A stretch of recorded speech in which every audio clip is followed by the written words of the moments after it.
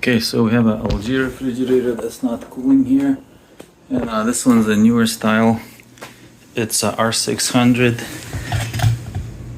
the flammable refrigerant, and I'm here by a LG warranty call to put in a new compressor, and I wasn't sure if it's a restriction out of Freon. What's the problem is? I brought everything: compressor, condenser, evaporator. And I opened it up, and I'm getting 3 red blinks here on the control board, which means the compressor is shorted or something wrong with it. So I unplug this guy. Noticed all the fans are running, but the compressor never kicked in. So I take the contact at the terminals. There is 3 terminals there. It looks something like this. And I checked with the voltmeter continuity between all 3 of them. I was getting only between 2 of them, getting 13 ohms, and the other 2 was open. So yeah, that means it's bad. I brought my other new compressor just to make sure this is the right setting. That's what we're supposed to be getting. I'll put this guy here. Ohms.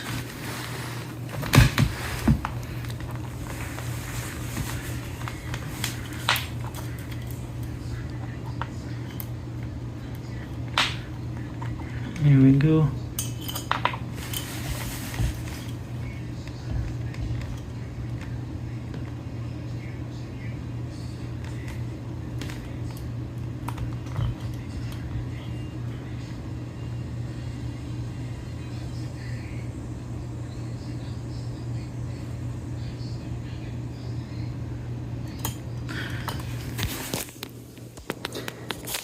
A little hard to do with one hand, but anyway, if you're getting OL, that means open line.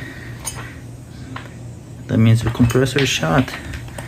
So it's a good candidate for compressor replacement. So there's a sticker inside here that tells you how old your fridge is.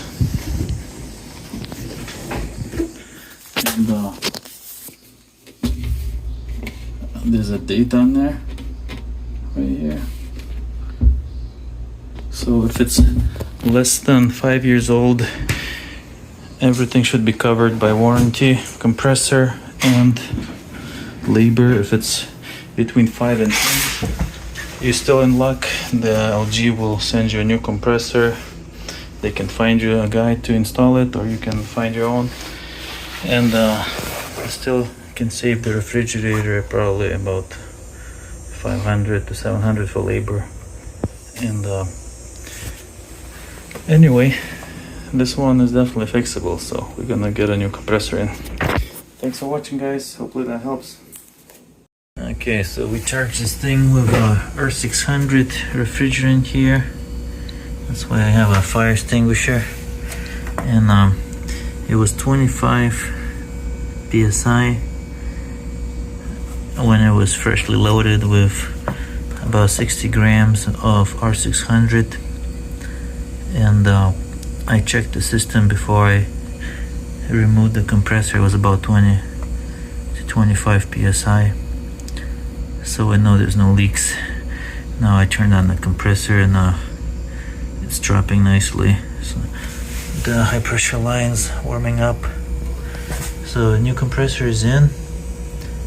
Yeah, make sure you flush it with nitrogen well. My advice is put the one piercing valve here and one here, and I'll flush it this way, and I'll flush it this way.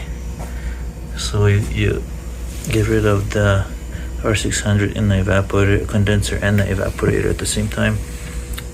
Otherwise, it's a little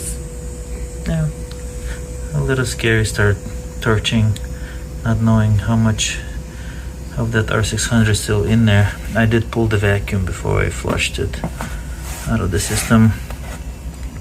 So yep, we compressor's kicking into second speed. We're dropping here. I think it's gonna work well. So thanks for watching. Looks like a successful repair. Have a good day, guys. Just want to give a quick update on pressures.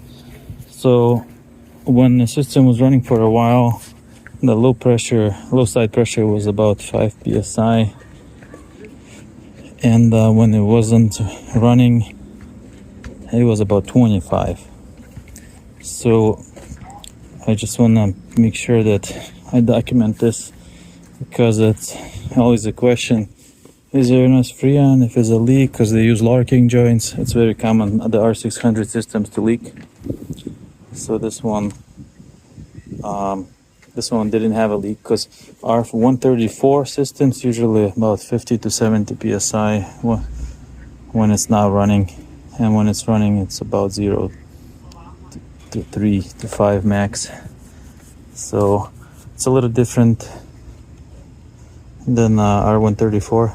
So it's good to remember those numbers when you run into a compressor that is running and you're not sure what's going on there, if it's restriction or low on freon, because these R600s are still pretty new, so I haven't done too many of these. So alright guys, thanks for watching. Catch you on the next one.